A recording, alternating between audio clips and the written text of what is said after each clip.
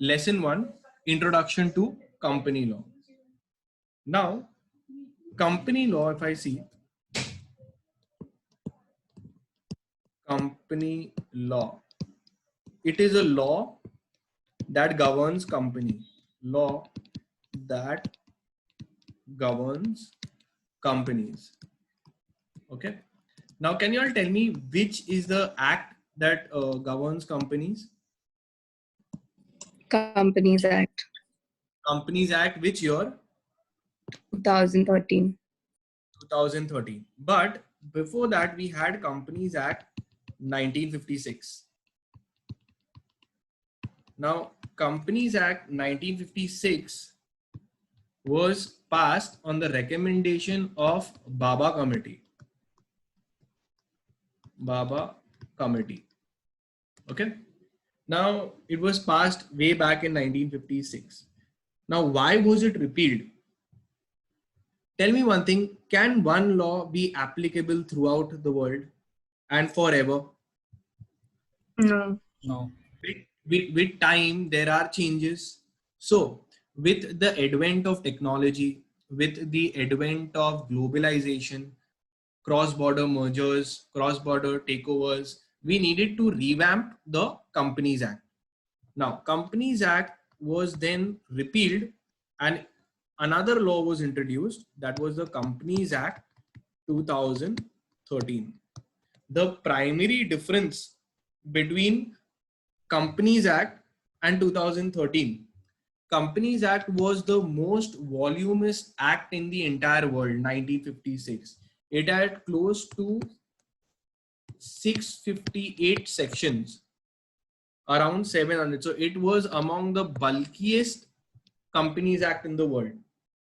They realized that, we need to trim down and go as per the global practices. So then they offered a kind of they trimmed it down, toned it down, and Companies Act 2013 now has total of 470 sections.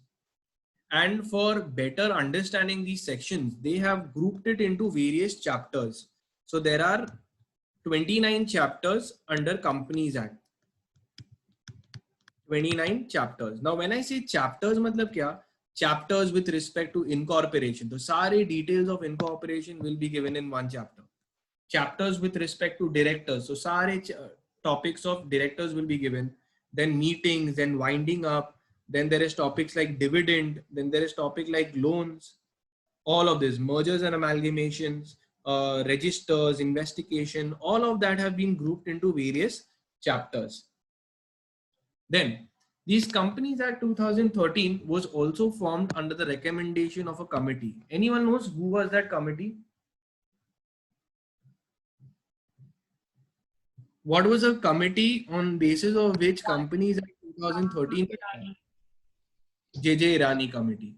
So what happened is JJ Irani was actually a director of Tata's. The Ministry of Corporate Affairs went to Tata and said कि boss हम लोग को एक थोड़ा अच्छा law बना के चाहिए, आप कंपनीज के से प्रॉफिट भी कर रहे हो आप, and at the same time you are generating value to the society and contributing highly to the society. So a person who is running the company, we want to know from them. So Tata said कि मैं खुद नहीं आ रहा, मैं मेरे director को भेज रहा हूँ. So they sent JJ Irani. On the basis of the recommendation of JJ Irani, a bill was introduced into the parliament. Parliament introduced the Companies Act, Companies Bill 2012. This was introduced. After this, it got both the houses of the parliament approved it. Both houses approved. Houses approved it, and then they got the assent of president. So president's assent was given on 29th August 2013, which gave the advent to Companies Act 2013. याद है? Clear? So this is the law that governs companies in India. Now with Companies Act, the next year the rules were also introduced. So we not only read the Companies Act, but also read the Companies Act or Rules 2014. Okay, so the primary act is Companies Act and the rules are given under 2014. Now, let's see the Companies Act. Companies Act 2013. Now, this is the chapter 1 is nothing but the introduction. In the introduction, they have covered section 1, section 2 and section 3. That is it. Now, section 1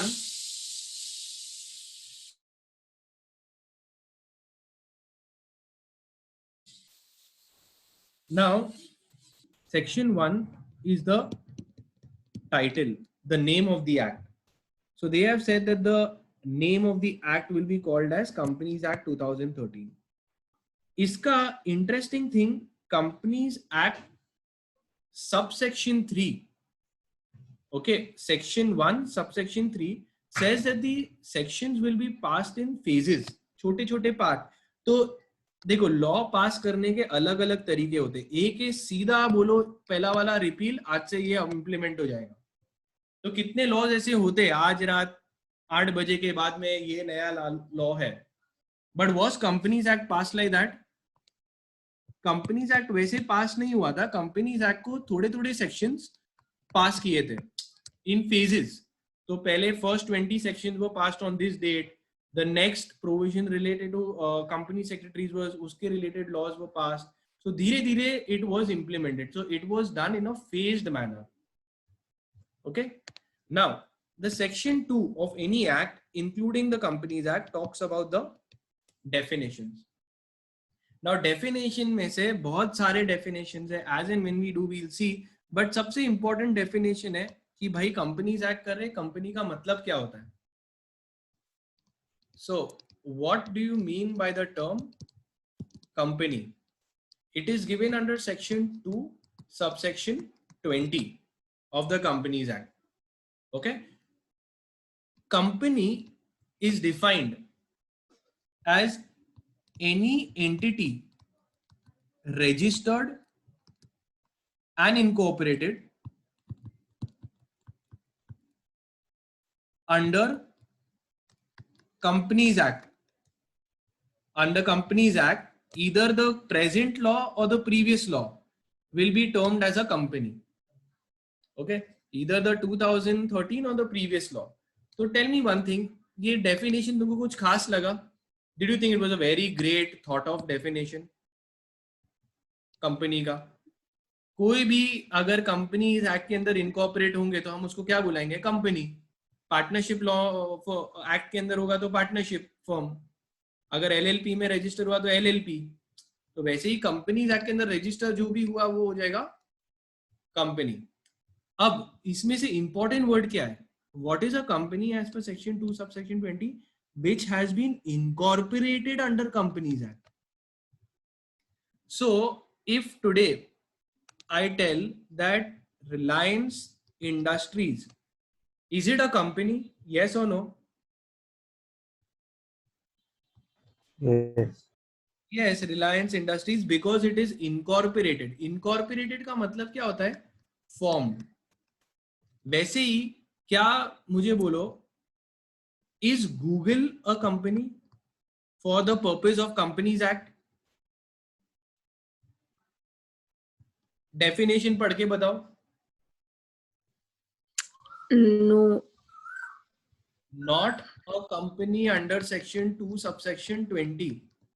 तो कोई बोलेगा अरे बाप रे ये क्या मतलब है? इसका मतलब है कि जो भी इंडिया की कंपनी है, इंडिया में रजिस्टर्ड और फॉर्म हुई है, तो हम उसको बताएंगे. तो बोले गूगल को फिर क्या बुलाएंगे? अगर now this is for the strict definition we are going.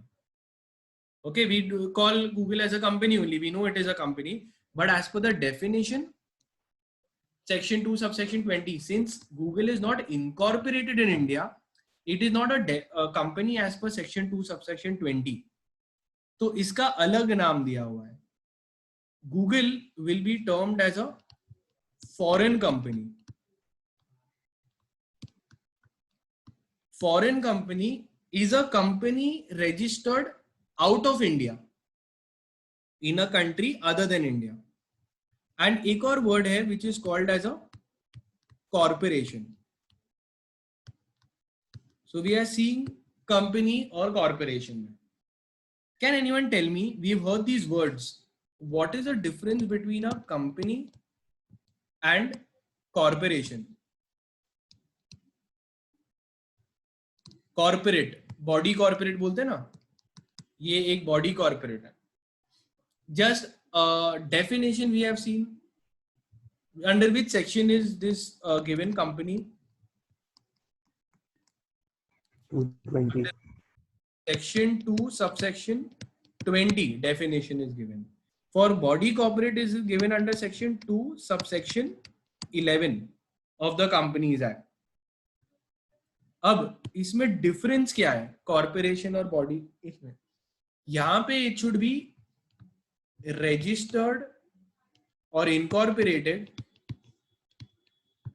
under Indian company law, whereas a body corporate is an entity that is registered under any law, whether it be company law, whether it be Indian law, whether it be in society, anything, under any law having a separate identity, separate legal existence. और ये separate legal existence भी क्या है वो समझेंगे. Now, this is the primary difference between a company and a body corporate. Can you tell me which is a wider term? Company is a wider term or body corporate? Body corporate. Why is that? Because it can be registered in any law, and the company can be registered only in the Indian company law. Correct.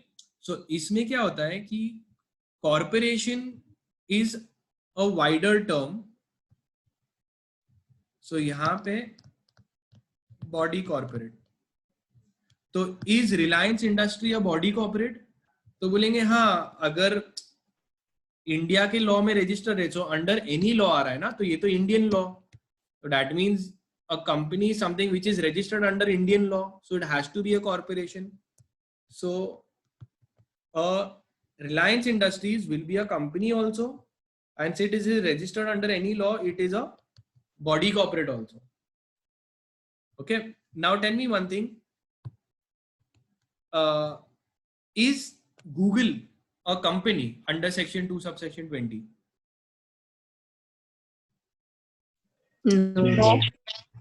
No. But is Google a body corporate? Yes. Yeah. Yes, because any law under any part of the world. So I can put your examples of body corporate could be a foreign company because it is registered under any law, could mean a limited liability partnership. It could also be cover companies under registered under companies law. It is also covering societies which are also registered. Then it is also covering trade unions. Okay, anyone who has a separate legal existence. Tell me one thing, can a firm, a partnership firm, be considered as a body corporate? No. No. Yes or no? No. No. Why not? It does not have a separate legal entity. Exactly, because इसका आगे भी condition है ना, any law and having separate legal existence. So does a firm have separate legal existence? Answer is no. Firm does not have a separate legal existence. So firm के पास में separate legal existence नहीं होता है. अब कोई बोलेगा भाई ये separate legal existence होता क्या है, वो देखेंगे.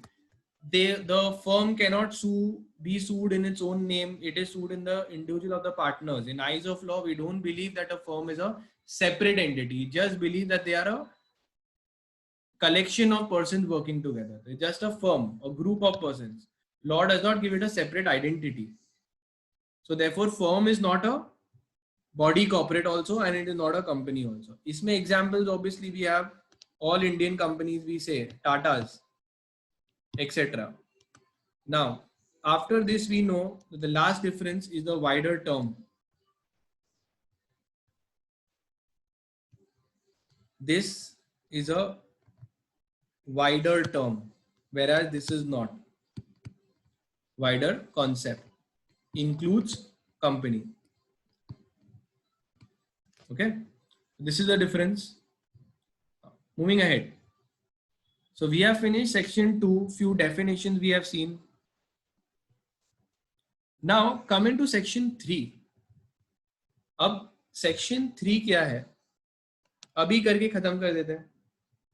Now section 3 के दो parts है. Section 3 subsection 1 and section 3 subsection 2. Section 3 says that companies, there are 3 classes of companies. 3 classes of companies. देखेंगे कौन सी? And these 3 classes could be having liability. उनकी limited liability भी होगी, liability point. Now let's see what is the section 3.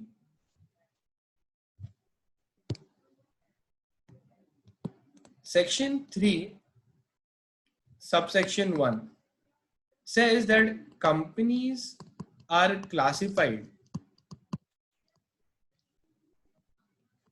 into 3 groups. Into 3 groups. First, कौन सी classes of companies you know? मतलब classes of companies मतलब छोटी private public सुना है तुम लोग ने? Yes. Yes. So एक होगा प्राइवेट कंपनीज, दूसरी होगी पब्लिक कंपनी. तो फिर ये तीसरा कौन सा है? इससे पब्लिक से छोटा, प्राइवेट से छोटा Small कौन सा होगा? companies. One Small. person company. एक नाम रखा है 1-person company. Okay, so 1-person company is given under section 3 subsection 1. Companies can be classified into 1-person companies, private companies and public companies. What is a 1-person company? कितने लोग होंगे इसमें? Any guesses? One. Only 1 person as member. Private company क्या होता है? In private company there are minimum how many people are required? 2. Yes. 2. Yeah. Any doubt? Okay. So private company में there are how many minimum members required? 2. So minimum 2 members. Okay. Private company चालू करने के लिए minimum paid up capital कितना होना चाहिए? Minimum capital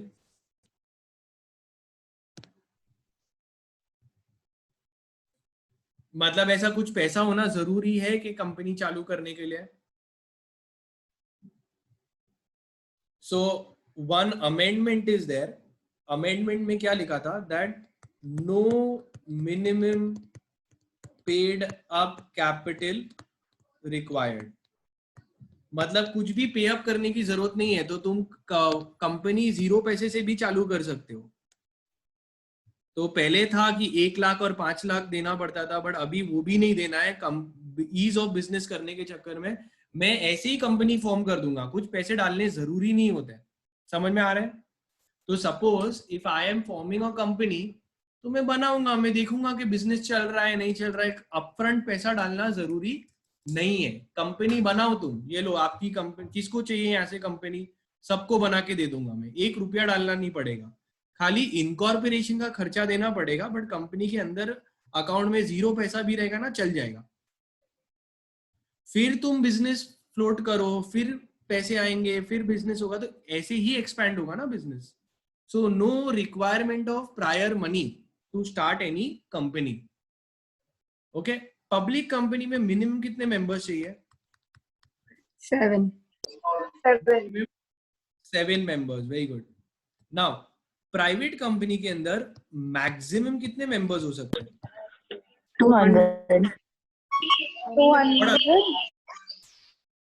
Very good. This same figure was 50 before. Now it is 200 members. Maximum 200 members. Public company में कितने maximum members हो सकते हैं? No limit. No limit.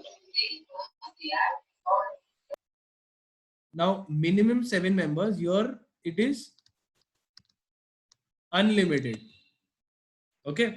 Now next, ये जब हम लोग 200 members count कर रहे हैं ना, तो we should exclude previous employees who have been given shares. So while computing 200, we should exclude previous employees as members.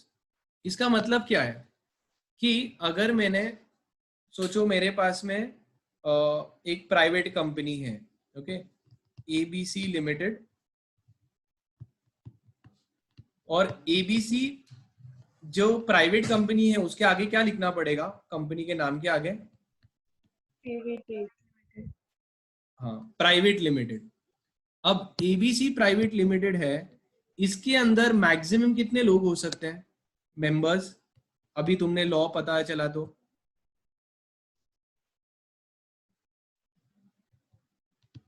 Maximum 200 members. But अगर मेरे को 2 और एम्प्लॉइज को, 2 एम्प्लॉइज को मेरे को ऐड करना है एज मेंबर्स, चलेगा ये? No. तो वो बोल रहे चलेगा, you previous employees as members are excluded from counting in the maximum limit. मतलब तुमको कितने भी एम्प्लॉइज ऐड करने, अच्छी बात है ना, तुम एक एम्प्लॉई को ओनर बना रहे हो, तो लॉ क्या बोल रहा है, वो उसमें तुम कितना भी करना है करो, लिमिट में काउंट नहीं होगा। तो can I add 20 employees as members? Yeah. Yeah. There is no upper limit, employees को जितना खुश करना है करो, ठीक है? So this is it. So previous employees should not be counted for the purpose of 200. Sir, Yes. members matlab only like directors and shareholders, or we include employees also? Yeah, very good. So now we'll see what is the difference. I was coming to that. Members और shareholders में difference क्या होता है? Members and shareholders में any difference between a member and a shareholder? Answer is they both are the same. All members are shareholders and all shareholders are members. ठीक है, खाली कभी कभार वो प्रोसीजरल टाइम गैप होता है, बट अभी के लिए all members are shareholder. तुम ही देखो ना, अगर मैं शेयर्स बाय कर रहा हूँ रिलायंस का, तो मैं मेंबर बन जाऊंगा कि नहीं? Yes. Yes, and if I am a member, that means I must be holding shares. So they are synonyms.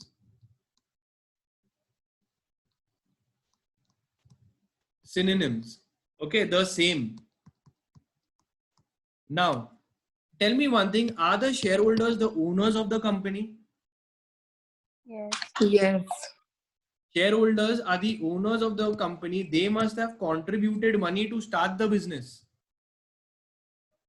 अब ये कंपनी में चलाने के लिए ये लोग किसको हायर कर सकते हैं? डायरेक्टर्स को हायर कर सकते हैं।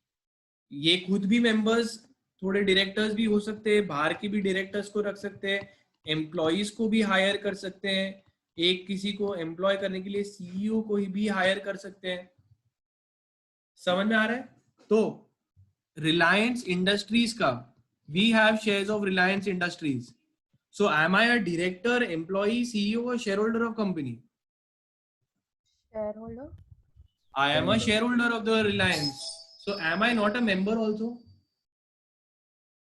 You are. Yes, so I can go attend in the meeting, vote, decide किसको रखना है किसको नहीं रखना है कभी कभार। और directors और employees कौन होंगे? They are all employees of the companies. These are all employees of the companies. समझ में आया? Company secretaries, CA, CS, they are all employees of the company. तो शेयर होल्डर्स ने इतना सब पैसा दिया है। अभी तुमने देखा है ना रिलायंस इंडस्ट्रीज का, I think Reliance Jio Infocom में कितने सारे नए नए मेंबर्स आए हैं। कौन कौन है? Anyone knows who are the new investors? Facebook, Google. Facebook has invested, Abu Dhabi की कोई कंपनी थी उसने इन्वेस्ट किया है। तो ये सब लोग कौन हो गए? इन्वेस्टर्स भी बोल सकते हैं ये लोग को। They must have invested into the company, right? So they are all investors, पैसा लगाया है और ये लोग तो पगार निकाल रहे हैं, ये एम्प्लॉई, सीईओ। समझ में आया difference? Yes, sir. So in Reliance Industries, I have also bought shares. So I am a shareholder. I go and do my voting, and then the directors, employees are answerable to me.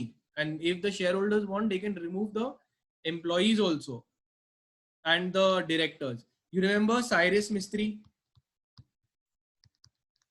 So Cyrus Mistry was also removed.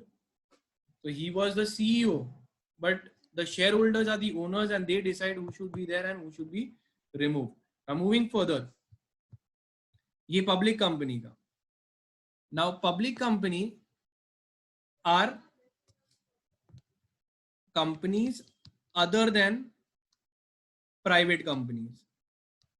तो obviously जो भी बचे वो कौन होगा? Public companies. यहाँ तक समझ में आया? There is no limit. So we have done section 1, 2, 3 and 3 subsection 2 भी देख लेते हैं.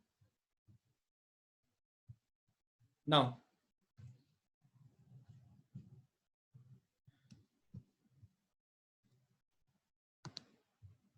section 3 we saw. What was section 3 subsection 1? Classes of company.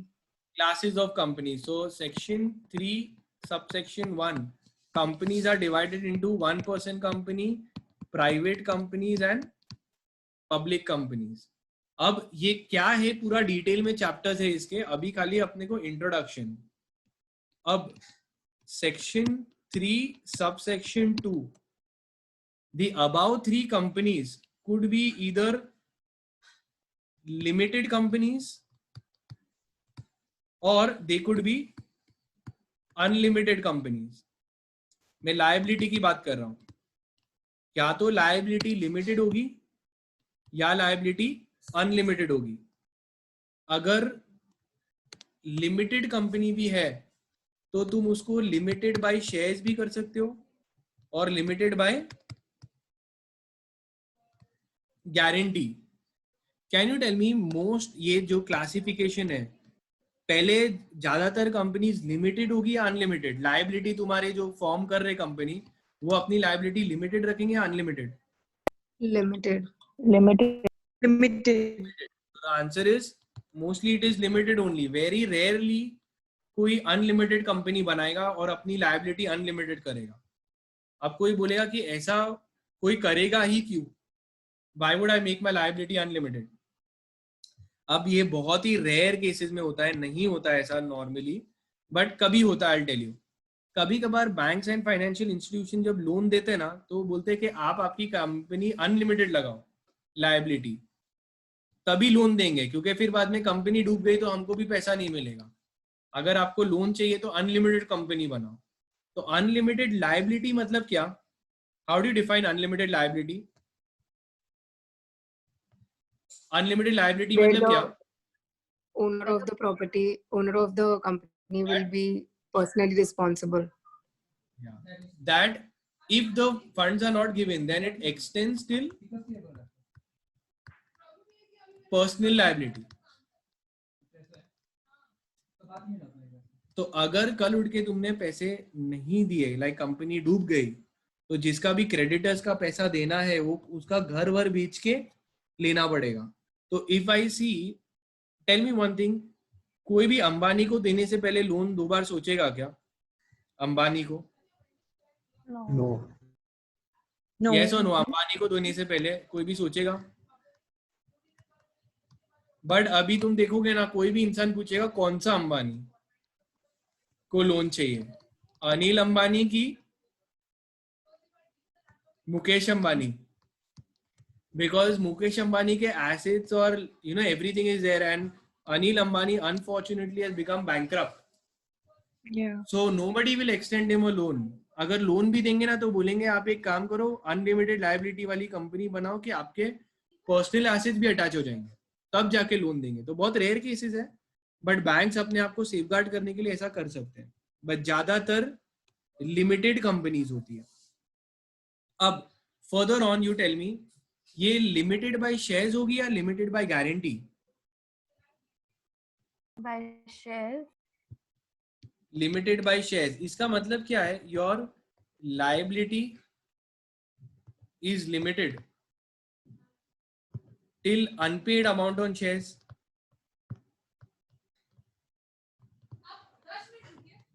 तो अगर तुम सोचो कि मैंने इन्वेस्ट किया, okay, I invested in Kingfisher Airlines, और मैंने किंगफिशर एयरलाइन का एक शेयर 1 रुपए का था, पेनी स्टॉक बन गया, 1 रुपए का एक शेयर. सोच रहा हूं मेंटोस नहीं लूं, किंगफिशर का खरीद लूं. और सडनली पता चला कि किंगफिशर में लॉस हुआ है 9,000 करोड़ का. तो मेरी लायबिलिटी कितनी होगी? 1 rupee. So my liability will only be limited to the amount of the shares. अगर 10 रुपए का रहता और 10 रुपए से मैंने 6 रुपए भर दिया हूं, 6 rupees पेड, तो मैक्सिमम कंपनी मेरे पास से कितना मंगा सकती है? 4 rupees. 4 रुपए. और जो अनपेड अमाउंट है, this is the maximum liability. Clear? So this is the advantage of investing in shares, that only the amount of the shares I need to pay. उसके बियॉन्ड कंपनी कितना भी loss हो जाए मेरे का bear नहीं करना पड़ेगा. Now coming to guarantee, limited by guarantee. Limited by guarantee क्या होता है? Your certain companies don't function on shares, they work differently. Like sometimes, बहुत ही रेयर है गारंटी कंपनी बनना, एनजीओ जैसा रहता है, where the investors are guaranteeing a certain amount to be paid at time of winding up.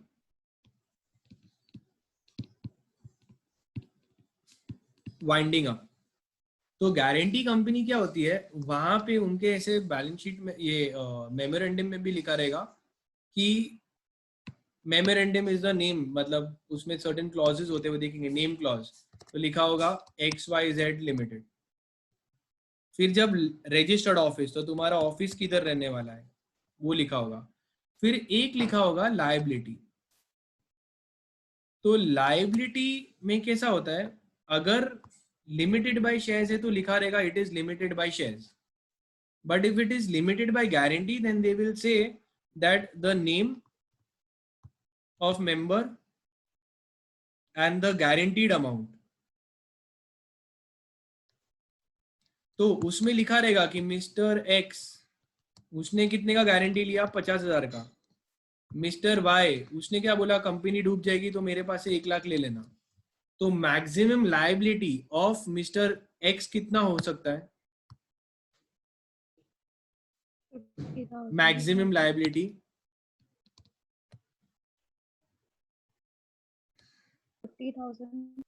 50,000 till the amount guaranteed. It will be liability is limited till amount guaranteed और up to amount guaranteed. समझ में आया ये? तो ये तीनों ही companies में या तो लिमिटेड कंपनीज बनाओ या अनलिमिटेड, या लिमिटेड बाय शेयर्स बनाओ या limited by guarantee. Limited by shares मतलब क्या? शेयर्स में इशू करते रहूंगा, सब अपना अपना जितना शेयर लिया बस उतना ही भरना है. गारंटीड में जितना जितना गारंटी किया है बस उतना ही भरना है at the time of winding up. Now guarantee companies भी इतनी common नहीं है. It is all this category that is common. Now let's see. So we have finished the sections that they have covered under the Companies Act. Section 1, 2, subsection 3, section 3, subsection 1 and subsection 2. समझ में आया ये? अब आगे हम लोग देख रहे हैं तो फिर चैप्टर में है क्या.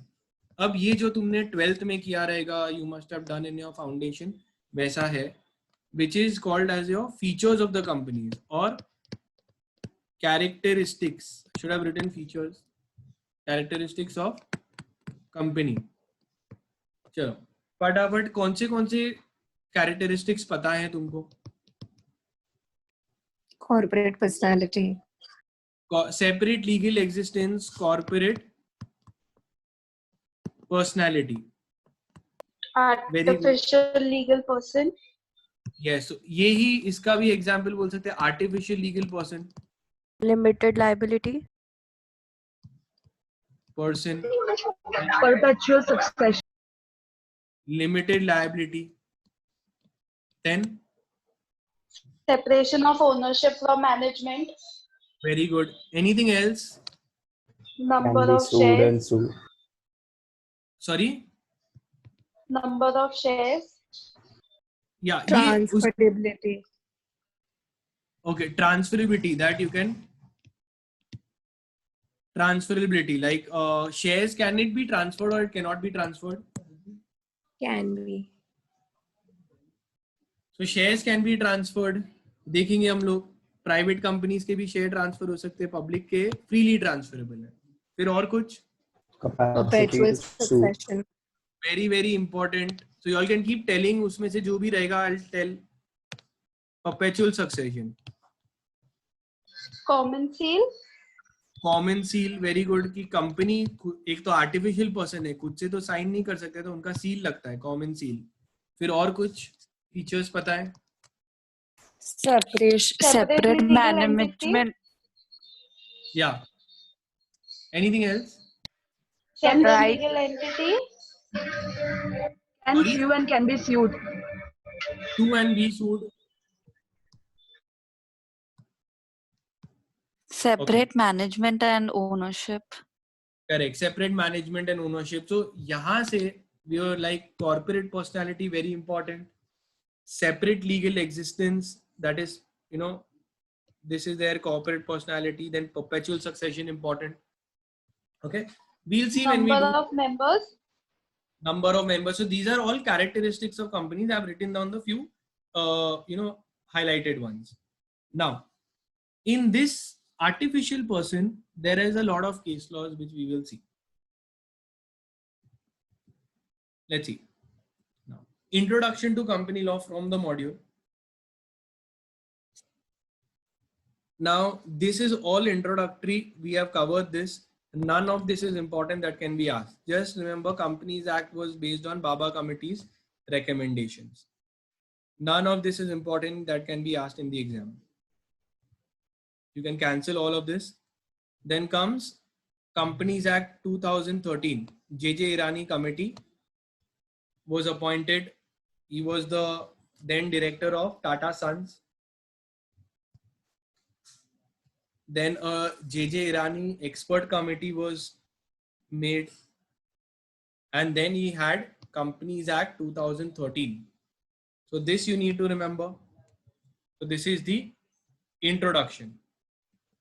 This introduction we have covered here.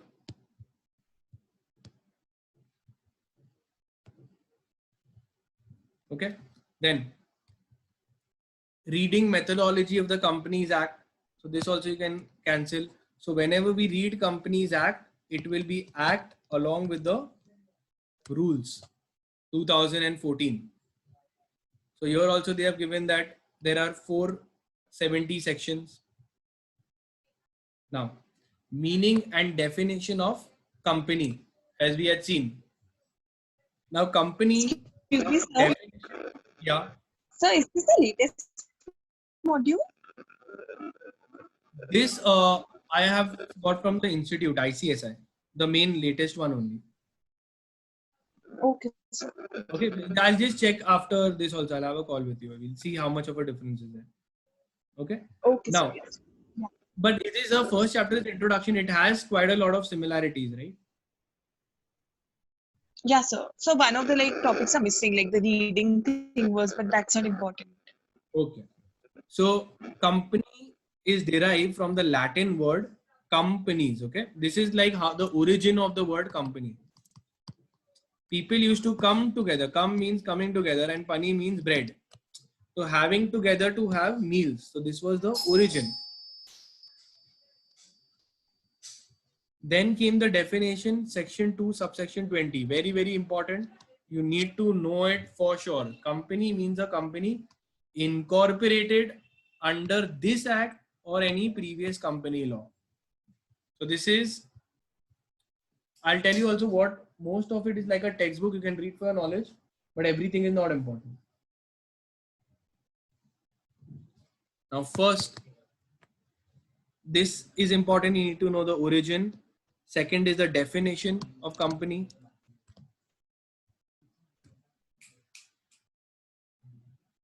Now, nature and characteristics of company, as you were seeing. Now, corporate personality, then they have given a few cases. I have my notes. Artificial person, whether company is a citizen. What do you think? Is company a citizen? मतलब characteristics No. क्या No. Company citizen है? No. No. अब citizen में कैसे है? Citizens can under the Citizenship Act, okay, which was very much challenged and disputed with the amendment Citizenship Act. It says only a natural person can be a citizen, because natural person को ही voting powers है. Company क्या vote कर सकती है? No. Company cannot vote in elections. अपना जो general elections होते हैं उसके अंदर वोटिंग कर सकती है कंपनी? नो, वो सिर्फ पावर्स एक नेचुरल पर्सन को ही मिलते हैं. Second, but many a times for the strict definition company is not a citizen, but company can be called as good corporate citizen, corporate citizen जैसे बोलते हैं वो लोग, just so that they should help the society, but they are not citizens for the purpose of the Citizenship Act 1955. ठीक है? We'll see in depth also. I'm just going through this. Is not a citizen under the Citizenship Act. Can company have a nationality? Yes. Yes. So company can have a nationality. Means what? You could be called as an Indian company. You could be called as an American company. कैसे ढूंढेंगे? अगर तुम्हारे पास में multinational presence है 10 countries में हो, तो तुम्हारा नेशनैलिटी कौन सी हुई? Place of management of control. Country of origin, a country of incorporation. तो जिधर तुम इनकॉर्पोरेट हुए तो वहां की तुम्हारा, we can say you're a company of that place. Next, we're just understanding, we're just taking an overview of what all topics were there. Limited liability, we saw limited by shares. Then came perpetual succession. अब जो छोटे छोटे point से will cover up. Perpetual succession में हुआ क्या था? There was this Professor Grover. Okay, now there was private company में कितने लोग होते हैं मिनिमम? 2. 2. 2. तो 2 लोग थे, 2 मेंबर्स, दोनों गाड़ी चला रहे थे और दोनों का एक्सीडेंट हो गया, both died. So both died.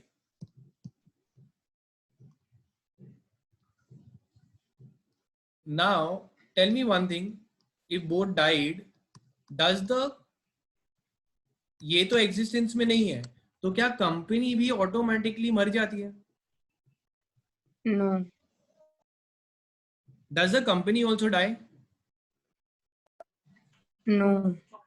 No. So what they have said, members may come and go, but company can go on forever. Is Dhirubhai Ambani alive? No, but Reliance Industries is still there.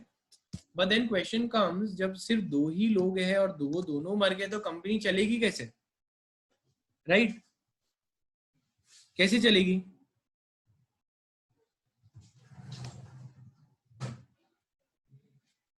या तो इनके legal representatives आ सकते हैं, और अगर कोई भी दूर तक कोई भी नहीं है तो भी कंपनी ऑटोमेटिकली एंड नहीं होती है.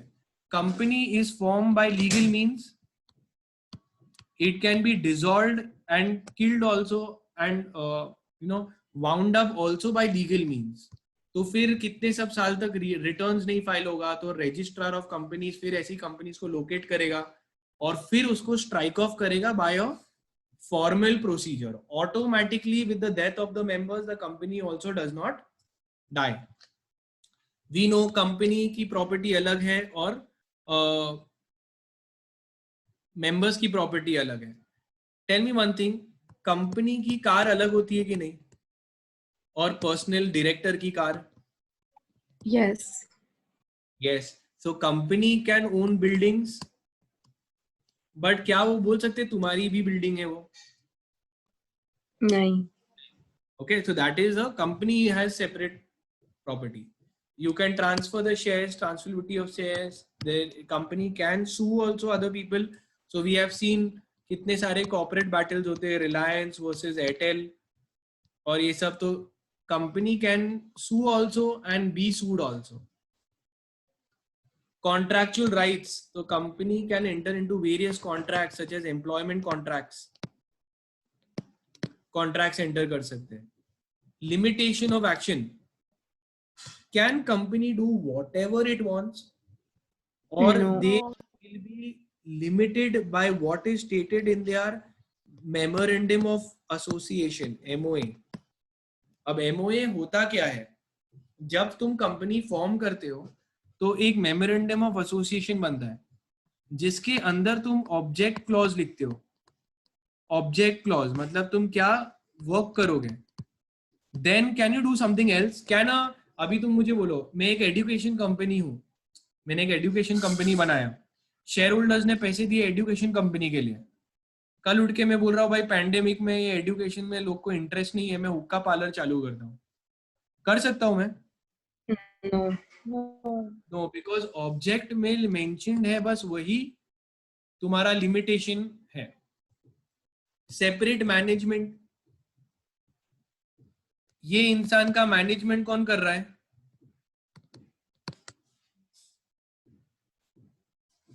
और कंपनी का मैनेजमेंट अलग होता है. ओके, सो मेंबर्स में derive profits without being burdened of the management. The management can be given to the directors and then the profits are distributed among the members. Voluntary association, can a company be made for no profit? मैं बोल रहा I'm making a company जिसका object है profit है ही नहीं. Profit intention जरूरी होता है? No. No. So we can also make section 8 companies.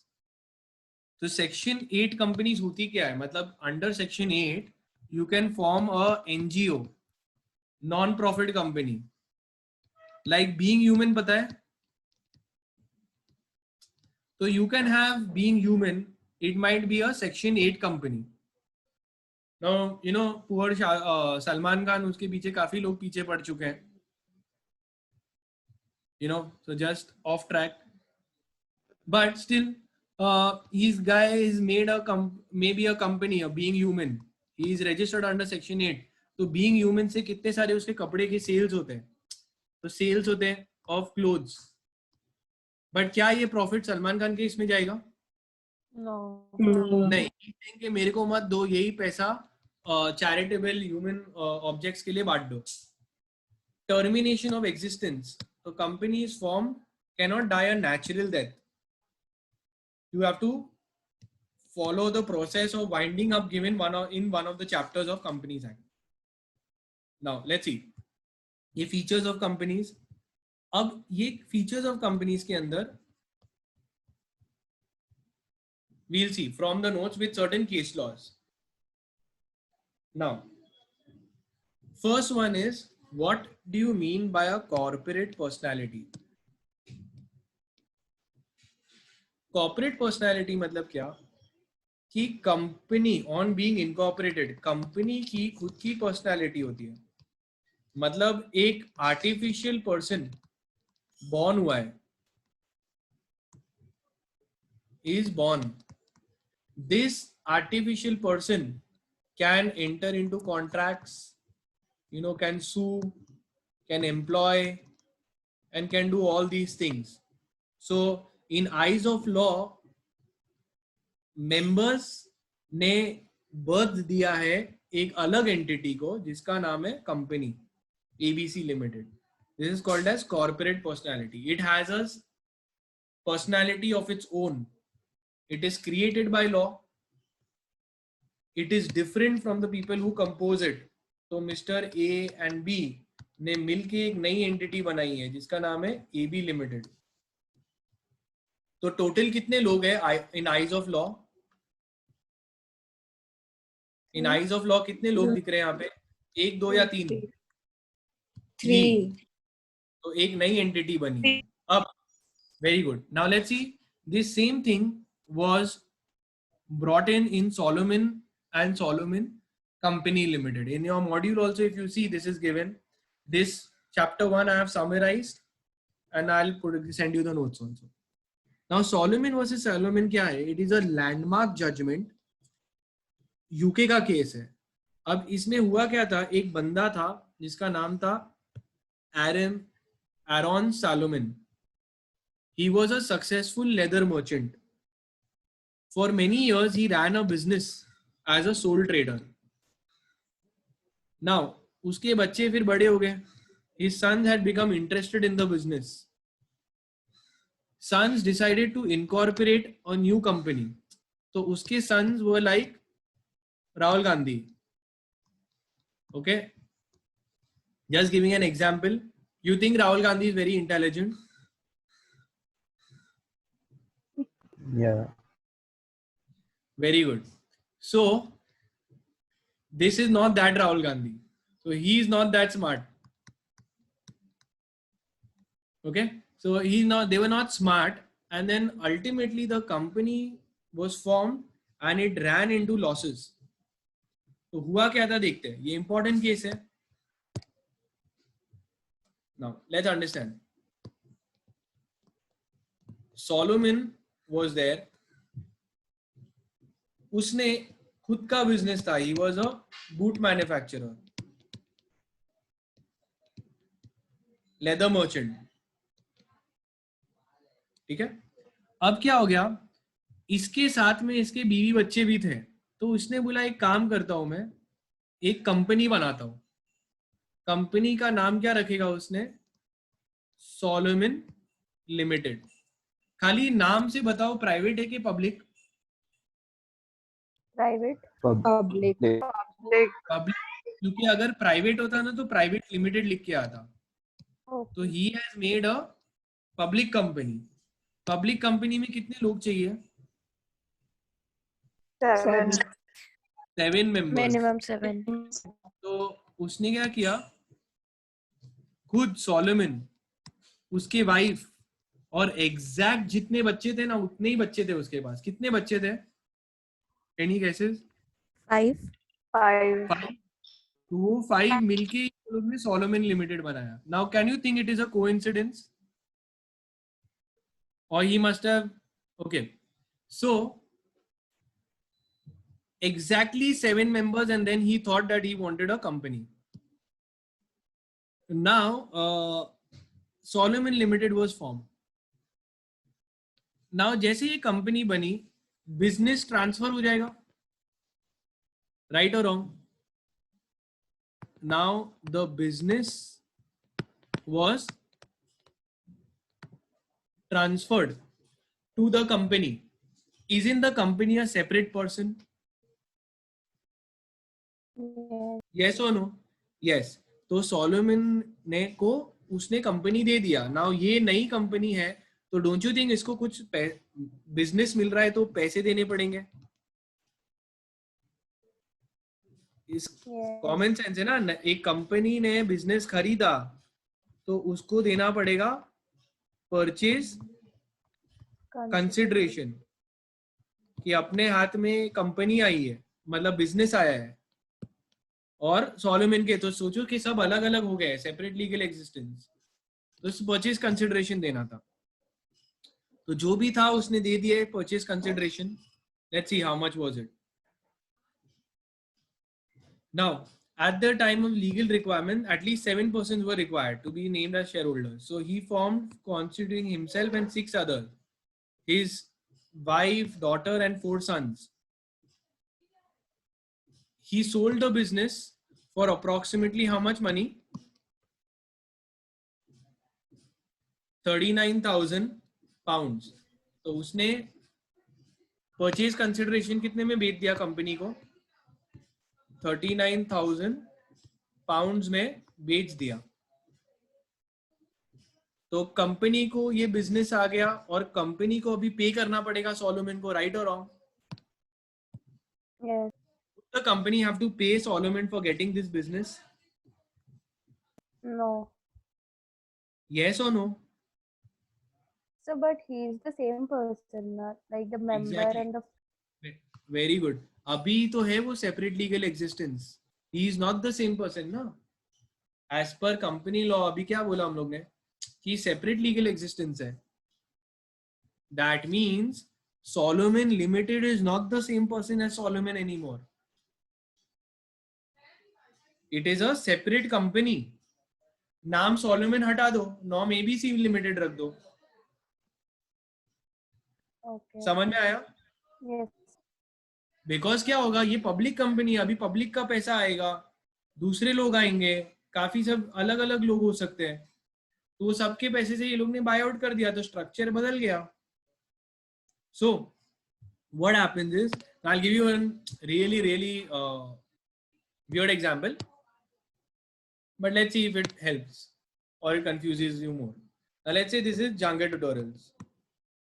Okay, now Jangir Tutorials is not a company. Okay, so let's say I am the owner of the company.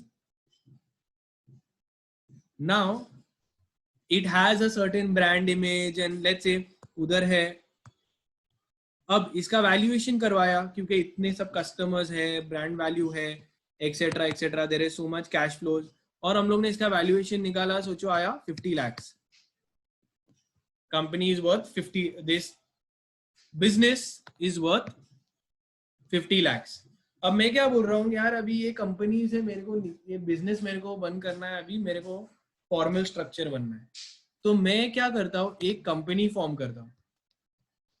Company का नाम क्या रखूं मैं? सोचो, jetty limited. अब मेरा जो भी प्रॉपर्टी थी ये बिजनेस, मैं बोलता हूँ ये सेपरेट लीगल का एग्जिस्टेंस है, इसमें अलग अलग लोग होंगे, आईपीओ ला सकते हैं, पब्लिक शेयर होल्डर होंगे, उनको बोल रहा हूँ मेरा धंधा दे देता हूँ आपको, आप लोग सब लोग को. सोचो हम लोग सब मिलके ये कंपनी चालू की है. ओके, और सब ने ये कंपनी के अंदर पैसा डाला. अब ये पैसे से मैं बोल रहा हूँ कि मेरे पास में ये कंपनी है, ये मेरा बिजनेस है, तुम लोग खरीद लो. तो ये जो भी मेरे राइट्स है, मैं मेरा बिजनेस क्या कर रहा हूं, ट्रांसफर. अब मैं ये मेरे बिजनेस मेरा, मैं कुछ नहीं क्लेम करूंगा. ओनर कौन हो गया? Jetty limited. अब जेटी लिमिटेड मेरे को पैसा देगा कि नहीं, क्योंकि मेरे हाथ से तो मेरा बिजनेस गया. तो मैं बोलूंगा मेरे को मेरा 50 लाख दो, मैं चले जाता हूं. तो 50 लाख दिया, मैं चला गया. अब इस कंपनी के अंदर हो सकता है अलग अलग लोग हो सकता है अभी Akshara is there. Akshara likes teaching, तो she is also a member. There is Sejal. Sejal is there. There is, let's say, XYZ, other members. They are the owners. और JT के लिमिटेड के बैलेंस शीट में क्या आ जाएगा? ये बिजनेस आ चुका है. राइट और रॉन्ग? अब अब ये लोग ने जो पैसे कंट्रीब्यूट किए उससे ये पैसे मेरे को दे देंगे. अब JT लिमिटेड रन करेंगे. अब JT लिमिटेड चाहे तो इसको थोड़ा और स्ट्रीमलाइन करके और थोड़ा एक्सपैंड कर सकते हैं बिजनेस को, और एक्सपैंड करेंगे फिर JT limited further can sell it to MT Educare. MT Educare है, MT एड्यूकेयर रियलाइज कि उनको CS डिवीजन चाहिए, तो जो बिजनेस मेरे पास से लिया था JT लिमिटेड MT एड्यूकेयर को बेच सकते हैं. अब तब तक के वैल्यू बढ़ गई होगी, तो यही चीज MT एड्यूकेयर 10 करोड़ देने तैयार है. समझ में आ रहा है? How are the operations? Yes, sir. So, always remember that what business you have, like let's say your dad must be having a business. तो ये actually मेरे साथ खाली इसका ही नहीं, दूसरा भी हुआ था. तंत्रा ब्रांड सुना है? तंत्रा एक बिजनेस था, तंत्रा कोलाबा में उनका स्टोर है. तो ये लोग को कंपनी लाइक स्ट्रक्चर बनाना था, तंत्रा लिमिटेड प्राइवेट लिमिटेड बनाना था उनको. अब ये प्राइवेट लिमिटेड में अलग अलग इन्वेस्टर्स है, खाली मैं अकेला वही ओनर्स नहीं. और ये लोग ने फिर जिसने तंत्रा ओरिजिनल फॉर्म किया था, एक हस्बैंड एंड वाइफ थे, उनको पेमेंट दे दिया कि भाई ये लो आप लोग को हम लोग इतना 50 lakhs का दे रहे सामान. So you whenever company is a separate person, company has acquired the business, if imagine they don't have the money, then you give the shares. सोचो कि परचेज कंसिडरेशन वैल्यूएशन करा है 39,000 पाउंड. सोलोमन लिमिटेड तो बोलेंगे हम लोग ही company बनाए, कौन किसको देगा? तो बोलेंगे शेयर्स रख देंगे सब आपस में, हम लोग के पास में इतना इतना परसेंटेज स्टेक है. Now later what happened Solomon limited के साथ में, now Solomon Limited became a public company. It ran into losses, और losses में गए और वाइंड अप की बात आ गई, इंसॉल्वेंसी की बात आ गई. अब इंसॉल्वेंसी के टाइम पे वो लोग ने बोला कि भाई एसेट्स कितने कितने हैं जरा निकालो भाव. तो एसेट्स बेच बेच के कितना रियलाइजेशन हुआ देखेंगे. एसेट्स थे 6,000 पाउंड्स के, 6,000 पाउंड्स. सो 6,000 पाउंड्स के एसेट्स थे, और लायबिलिटीज अनफॉर्चुनेटली कितनी हो गई? 17,000 के. Liability was 17,000 pounds. ये 17 में से भी 10,000 पाउंड्स के secured debentures were held by Solomon.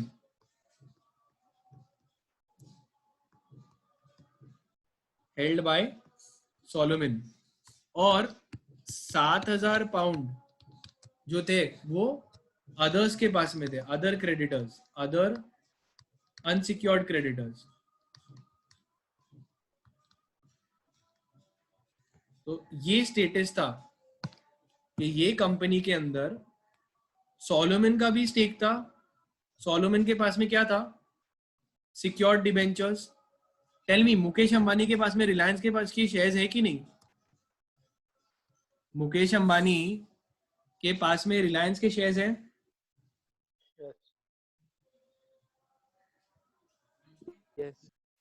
Yes.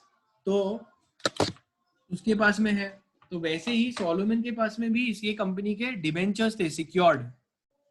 वो क्या है डिबेंचर्स बाद में देखेंगे, बट सिक्योर्ड थे वो 10,000 के. और अदर अनसिक्योर्ड क्रेडिटर्स थे 7,000 पाउंड्स के. अब मुझे बताओ कि क्या ये कंपनी अपने लायबिलिटीज पे ऑफ कर पाएगी? No. नो। तो ये लोग लॉस में चल रहे हैं, तो थोड़े ही लोग को जाएगा। तो क्वेश्चन आया कि ये 6,000 जो पाउंड है ये किस में बंटना चाहिए? पहले किसको देना चाहिए? हमेशा बाय लॉ सिक्योर्ड वालों को देना चाहिए, फिर बाद में unsecured. First, we should give to unsecured. First you should give to first you should give to secured, then you should give to unsecured. Now ये जो unsecured वाले थे ये लोग ने ऑब्जेक्शन उठाया। ये लोग ने बोला ये क्या नाटक है, पूरा 6,000 पाउंड तो किसको मिल जाएगा अगर ऐसा करेंगे? तो सोलोमन को ही मिल जाएगा, तो हमको तो कुछ मिलेगा ही नहीं। तो they said that Solomon put the company in losses, it is one and the same person and we should not give Solomon and give us the money. तो तुमको क्या लगता है क्या हेल्ड किया था? Should this happen? Should the money be given to Solomon, who was a secured debenture holder? Yes. Yeah. Yes or no? Yes. Now क्या hold किया ये लोग ने? अनसिक्योर्ड वालों को बुलाया, इधर आओ, क्या प्रॉब्लम है? तो बोले सोलोमन ने ही लॉस किया है, सोलोमन की ही कंपनी है और सोलोमन को ही पैसा चले जाएगा, तो ऐसा क्यों देना चाहिए, पहले हमको दो। तो वो क्या बोले, court held that you have to understand Solomon and Solomon Limited are different entities, are different. Loss किसने किया? सोलोमन ने किया कि सोलोमन लिमिटेड ने? Solomon Limited. सोलोमन लिमिटेड धंधे में लॉस हुआ है, और ये जो कंपनी है वो कंपनीज एक्ट के हिसाब से ही चलेगी। और कंपनीज एक्ट में वो लोग ने क्या बोला कि पहले किसको देना चाहिए? सिक्योर्ड वालों को मिलना चाहिए। तो सोलोमन खुद ही पैसा लेके निकल जाएगा और अनसिक्योर्ड वालों को क्या मिलेगा? कुछ नहीं मिलेगा। आफ्टर दिस केस सबके, जो आज तुम लोग को भी टिप दे रहा हूं, मतलब मैंने भी कितने सारे जो कंपनीज रहती है लिस्टेड कंपनीज, उसका मैंने एक बार शेयर होल्डिंग पैटर्न देखा था। Okay, now understand what is the status. तुम लोग को ये पता चलेगा कैसा है। नाउ आज अगर कल उठ के तुम कंपनी बनाते हो लिस्टेड, तुम्हारे कितने सारे इक्विटी शेयर होल्डर्स होंगे, राइट? ये जो भी शेयर होल्डर्स है इक्विटी शेयर होल्डर्स होंगे। अभी क्या है इक्विटी वो सब बाद में देखेंगे, बट इक्विटी के ऊपर कौन होता है? Preference. Preference share holders. तो जितने भी ये सब, मैंने एक कंपनी देखी थी, तो कंपनी के अंदर लिस्टेड कंपनी है तो इक्विटी शेयर होल्डर्स होंगे, बट जितने भी फाउंडर्स है ना वो लोग क्या लेके बैठे? प्रेफरेंस शेयर बाय करके बैठ गए। फाउंडर्स जो है, जिनका हम लोग उनको प्रमोटर्स भी बोलते हैं, जो लोग ने कंपनी फॉर्म किया, वो लोग क्या बाय करके बैठ जाते हैं? Preference shares. तो होता क्या है, तो मैं देखा तो मैं बोला अरे ये सारे प्रमोटर लोग का प्रेफरेंस शेयर्स लेके बैठे, तो इसका मतलब कल उठ के जब कंपनी डूब जाएगी तो पहले किसको मिलेगा? Preferences. प्रेफरेंस शेयर होल्डर्स को।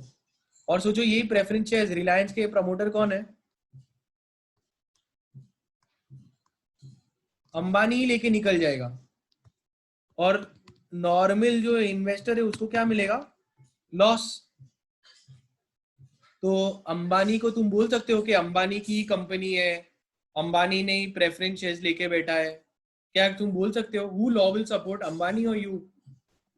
Us. Ambani. अंबानी। क्योंकि ये क्या है, इसमें अंबानी बोलेगा कि भाई तू बात समझ, कंपनी अलग है और अंबानी इंडिविजुअल अलग है. ये कंपनीज एक्ट के हिसाब से चलता है. कंपनीज एक्ट में बोलते हैं पहले प्रेफरेंस शेयर होल्डर को मिलेगा और फिर इक्विटी को मिलेगा.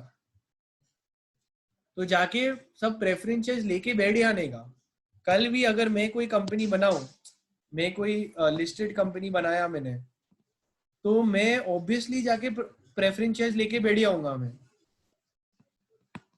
तो मैं उसके प्रेफरेंस शेयर जाके लेके बाय कर लेने का.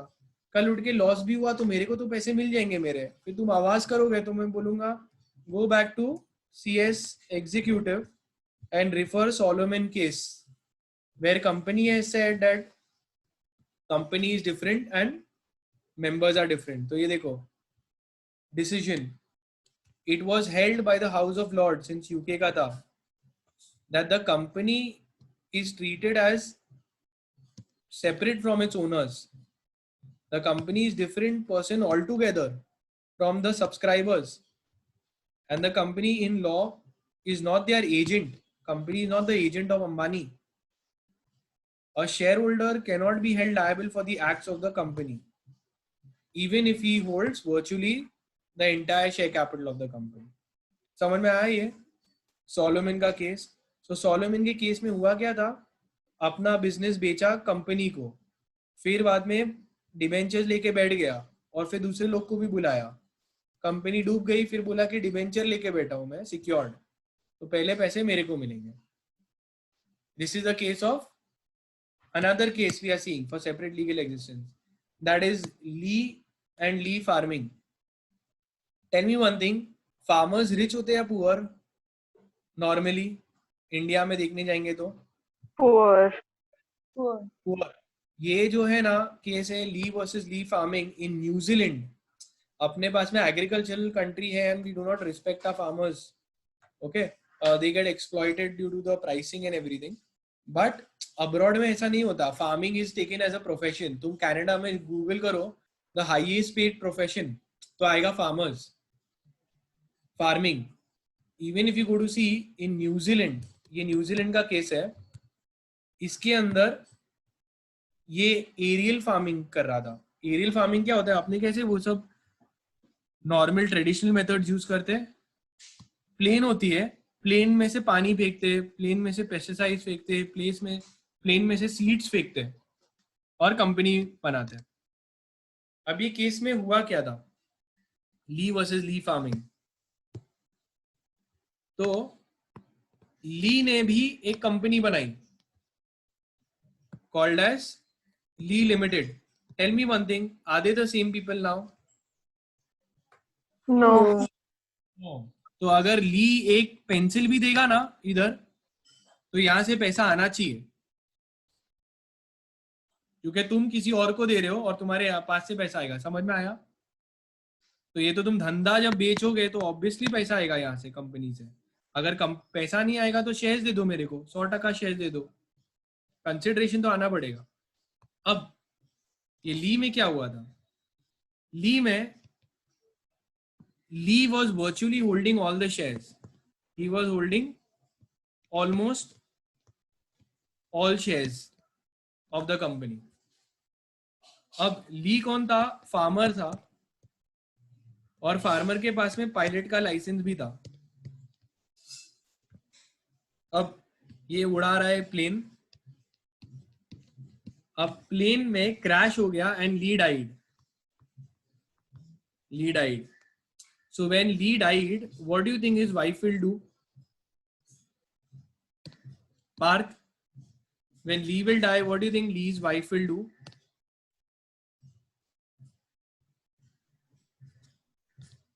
What do you all feel? She will ask for compensation from the company. Very good. So Lee's wife asked for compensation. My husband, okay, etc. She asked for compensation, and she asked for compensation under the Workmen Compensation Act of New Zealand. The question came up that how can a person, now Lee was the owner, and Lee died and Lee is asking for compensation as a workman employee.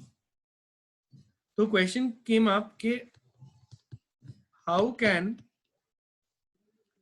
a person be employee and employer at same time?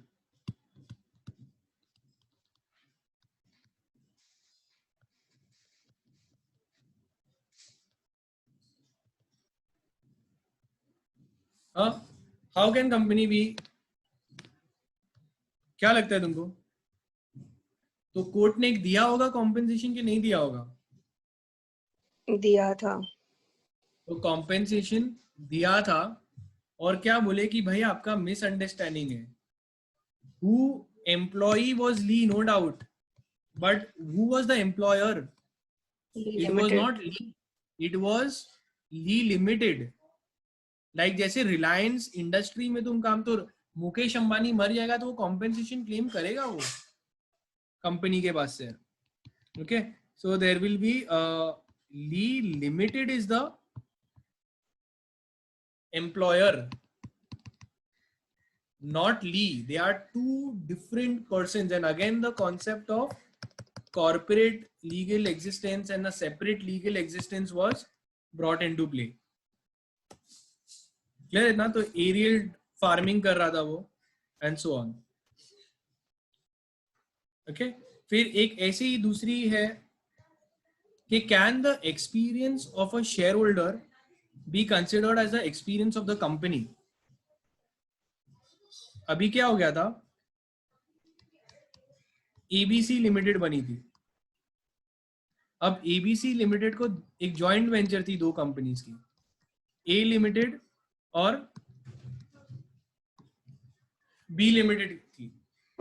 अब ये क्या था, कुछ तो conversion करना था government के point of view से. Let's see what was the, एक टेंडर इशू किया था और टेंडर में क्या बोला था वो लोग ने,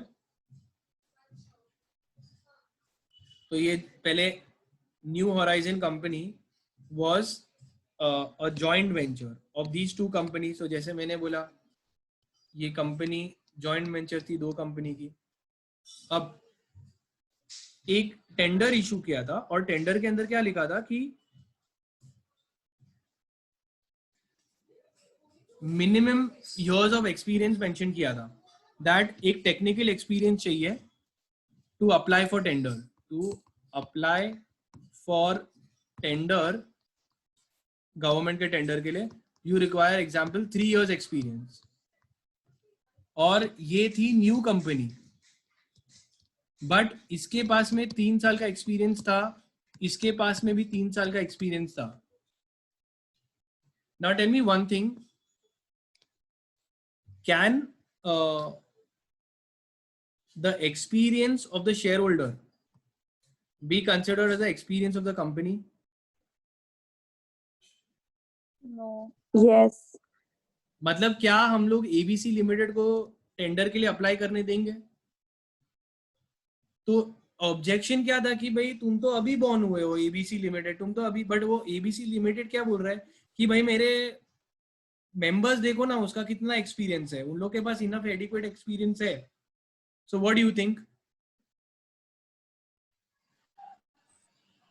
Experience of the shareholder is the experience of the company. Yes, so it was allowed. तो बोले क्यों ऐसा, तो लॉजिक क्या बोले कि all the experience of A will be available to ABC Limited, all the experience of B, the databases, the technical expertise will be available to the other party also. So therefore it is allowed. So these are other examples also, you can read it. Can ये जो था, can a company file a case for a pauper suit? Yeah, tell me one thing, what if a person does not have any money? Indigent person मतलब poor person को help मिलता है कि नहीं government के पास से? Yes. Can a company be a poor person and apply for that relief? So again they said कि yes, company is a artificial person. Like हो सकता है कंपनी के पास में भी इंसॉल्वेंट हो, और वो इंसॉल्वेंट कंपनी को राइट्स के लिए मांगना है, तो जैसे एक पॉपर सूट होता है, पॉपर सूट मतलब क्या, इंडिजेंट पर्सन, अभी कोई रास्ते पे रहेगा, जो रास्ते पे रहते हैं वो लोग के राइट्स वायलेट होंगे, तो इनके पास में पैसे हैं लॉयर को अपॉइंट करने के? No. नहीं, बट फिर भी लॉ अपॉइंट करेगा ना, तो वैसे ही कोई ऐसी गरीब कंपनी आ सकती है? तो आंसर इज यस, आ सकते हैं, they are also allowed. So these also you see are important cases. One more is there, बच्चा गुजदार versus income tax authority. अब बच्चा गुजदार में क्या था, एक एग्रीकल्चरल कंपनी है,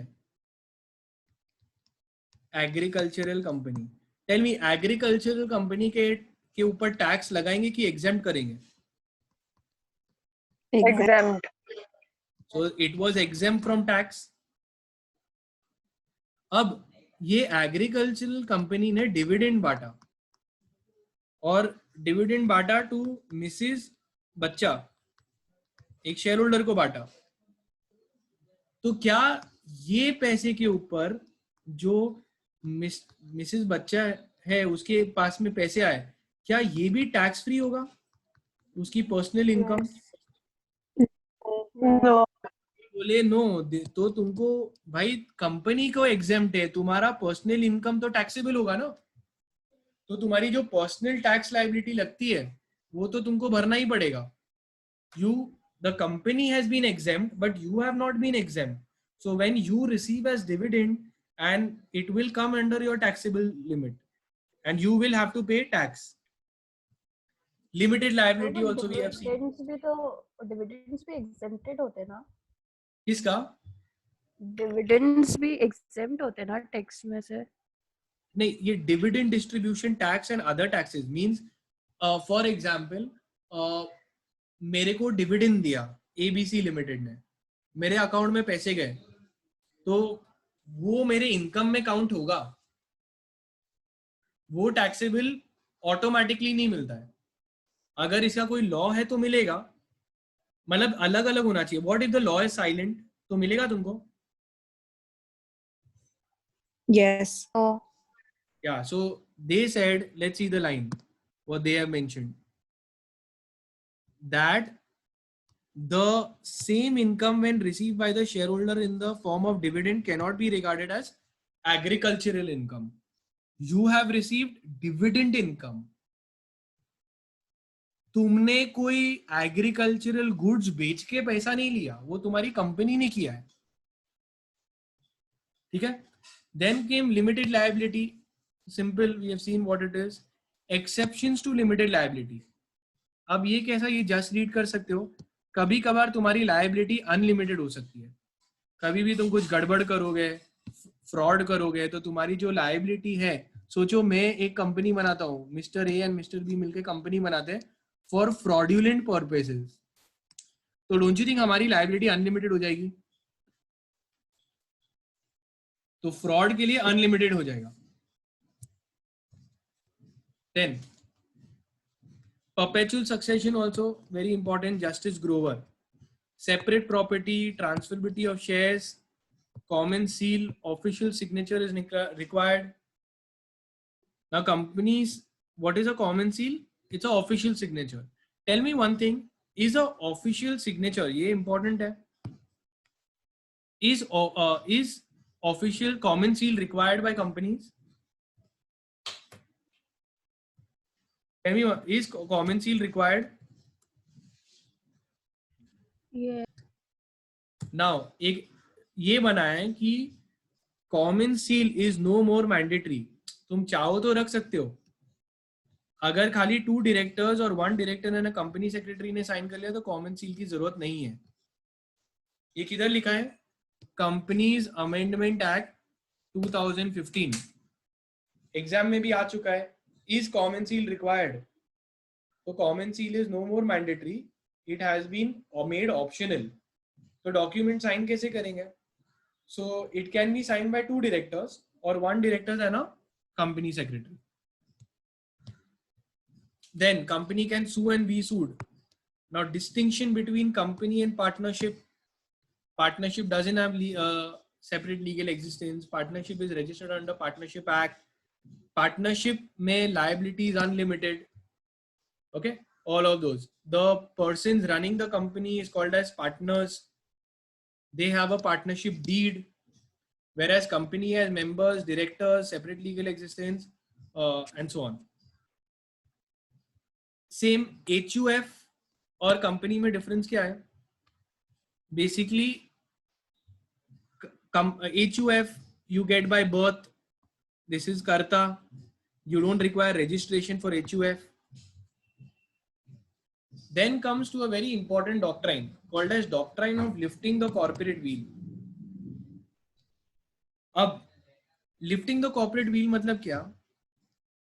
Company is different from its members, right or wrong? Company अलग है, members अलग है. ये दोनों के बीच में हम लोग मानते हैं एक पार्टीशन है, व्हील है या सेपरेशन है.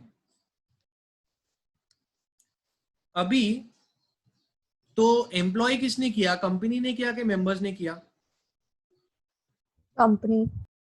कंपनी ने किया. एनी कॉन्ट्रैक्ट्स कंपनी ने किया कि मेंबर्स ने किया? कंपनी. बट ये जो सेपरेशन है, this is allowed only for legitimate purposes. Legitimate purposes मतलब lawful purpose only. But fraud करेंगे तो किसको पकड़ेंगे? क्या कंपनी को जेल में डाल सकते हो तुम? अगर फ्रॉड हुआ कंपनी में तो कंपनी को जेल में डालोगे, कंपनी के पिलर को जाके ताला लगाओगे. कि वो टाइम पे हमको ये पर्दा हटाना पड़ेगा. वेल मीन्स अ पार्टीशन या पर्दा, और हम लोग को देखना पड़ेगा कि पर्दे के पीछे कौन है. We have to lift means look behind the veil, who are the wrongdoers, and then we will have to punish the wrongdoers. So this is also called as lifting the corporate wheel or pulling of the mask. Okay, जब भी corporate company का misuse हो रहा है, गड़बड़ हो रहा है, तब हम wheel निकालते हैं देखने के लिए कि पर्दे के पीछे कौन है जो कंपनी चला रहा है. Because in reality a company is run by a handful of persons. तो ये कभी कभी किया है. First is tax evasion. तो एक केस है Dinshaw Maneckjee Petit. What happened is this guy was a very rich Parsi. बल्कि तुम अभी ब्रीच कैंडी पे जाओगे ना तो उसका रोड भी दिखेंगे तुमको.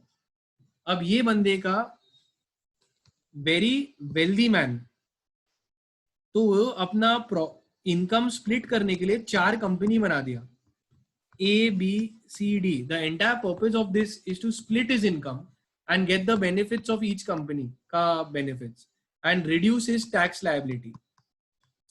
The 4 companies were not doing any business. Only purpose was to take tax advantage. You think we are going to allow this company?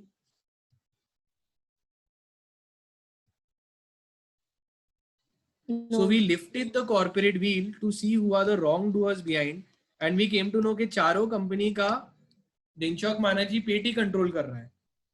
And then we lifted the corporate wheel and then punished him. Same way fraud or improper conduct. Guilford Motor Company versus Horn. इसमें क्या हुआ था कि Guilford ने एक employ को रखा था जिसका नाम था, ये एम्प्लॉयर था, और एम्प्लॉय ने हायर किया था हॉर्न को. Horn was the employee. Now ये एम्प्लॉई को क्या बोला उसने कि तू मेरे साथ में जब छोड़ के जाएगा ना, मेरे साथ कॉम्पीट नहीं करने का, नॉन कम्पीट, मेरे क्लाइंट्स को सॉलिसिट नहीं करने का, मेरे क्लाइंट को लेके नहीं जाने का. तो ये बंदे ने क्या किया, हॉर्न ने, इसने न्यू कंपनी बना दिया और he started taking away the clients. Now Guilford filed a case. तो हॉर्न क्या बोल रहा है, सेपरेट लीगल एग्जिस्टेंस, मैं अलग हूँ, कंपनी अलग है, कंपनी कर रही है. तो दे सेड एक मिनट रुको, हम लोग को देखना है ये फ्रॉड कर रहा है तू, हम लोग को देखना पड़ेगा कंपनी के पीछे कौन है. और कंपनी के पीछे हॉर्न ही था. तो पता चला horn was soliciting the clients and it was held that he was wrong. So कितनी बार पर्दे के पीछे कौन है, कंपनी कौन चला रहा है, वो देखना पड़ता है.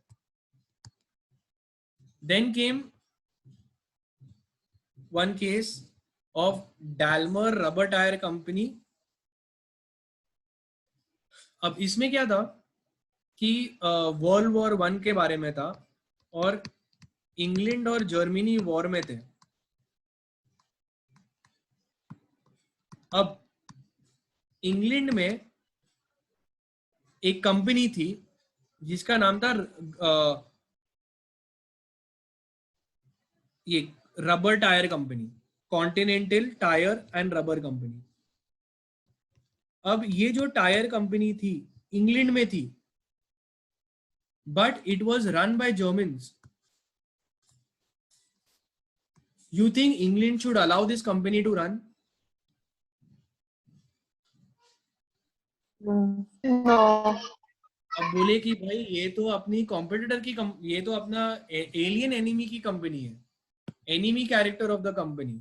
तुम ही देखो आज हम लोग कितना, पेटीएम है ना, पेटीएम का भी ओनर कौन है, ऐसा बोल रहे भाई चाइना है ये तो we can lift the corporate veil to check who are the wrongdoers behind. And we can come to know if it is a alien enemy, we can ban Paytm also. कि भाई तेरे को तो सारा funding China से मिला है, तो सब पैसा चाइना को जाता है. ऐसा सब हो सकता है, समझ में आया. तो कभी कभार ढूंढने के लिए कि कंपनी कहीं दुश्मन तो नहीं चला रहे, उसके लिए हम लोग लिफ्ट करते भी. ऐसे केसेस है, you can read it. Then comes to an important concept, whether corporations are citizens. So answer is no, not as per the Citizenship Act. Citizenship Act के हिसाब से only natural persons can get citizenship, but you can always have a nationality, domicile and residence. This also you can read it, the case laws also which have been cited. But इसमें एक case था writ petition. ठीक है, now pay attention. Writ petition file करने के बारे में आया था. Fundamental rights, some of them are available only to citizens. अब मुझे सोच के बोलना तुम, एक कंपनी थी एबीसी लिमिटेड. ये एबीसी लिमिटेड का लाइसेंस कैंसिल कर दिया गवर्नमेंट ने. इसके सारे शेयर होल्डर्स इंडियंस थे.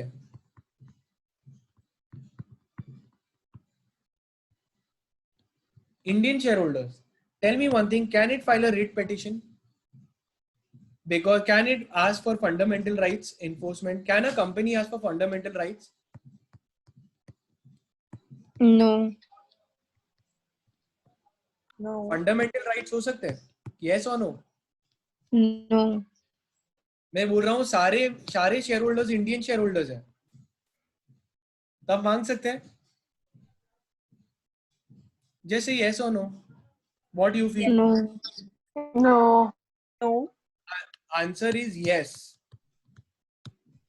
Now what they had is, government ने क्या हेल्ड किया इसमें कि भाई अगर कंपनी का लॉस होता है तो इनडायरेक्टली शेयर होल्डर का भी लॉस होगा.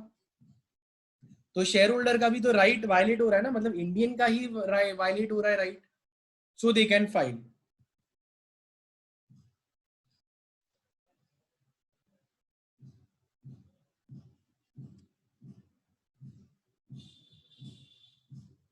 A shareholder can petition on behalf of the company under Article 32. Note, an individual right is not lost by reasons of that he is a shareholder of the company. So it is now clear that fundamental rights of citizens are not lost when they form a company. This is the case law that I was referring to, Bennett Coleman versus Union of India. That just because the citizens form a company, they don't lose their right of to ask for fundamental rights enforcement. The reason is that the shareholders' rights are equally and necessarily and affected by way of a company. Now, let's see. I think we have almost covered the chapter. Let's see what is left and finish it off. We saw company and firm के बीच में distinction, company and HUF के बीच में distinction. This you can read. Company and LLP के बीच में difference. Now, LLP क्या है वो देखेंगे हम लोग later on. एक chapter भी है इसके ऊपर. It is nothing but a partnership with limited liability.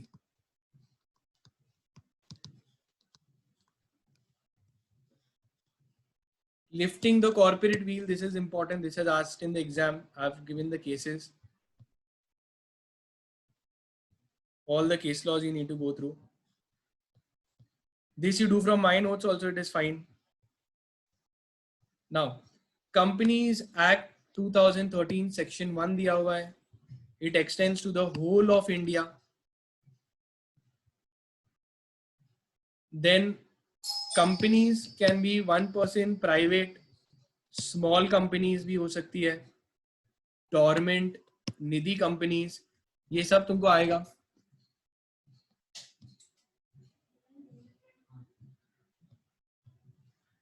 Now, all these concepts will be covered in depth in other chapters. So this you can just read it now. Formation of companies, Section 3(1). A company may be formed by a private, public or OPC. And these companies may further be classified into limited by shares, guarantee or unlimited companies. Important definitions you can read. Section 2 subsection 20 is important. Private company का definition क्या है mark करो important. Section 2 subsection 28. Section 2 subsection 71 also important. All of these definitions which will come later on. Associate company mark करो important. अभी section 2 दे दिया है. Body corporate So we- दिया हुआ है. We don't Yeah. have anything in module. Okay. So right now we've done this much. Then the chapter gets over. So you'll go through the chapter 1 and see if you have any difficulty.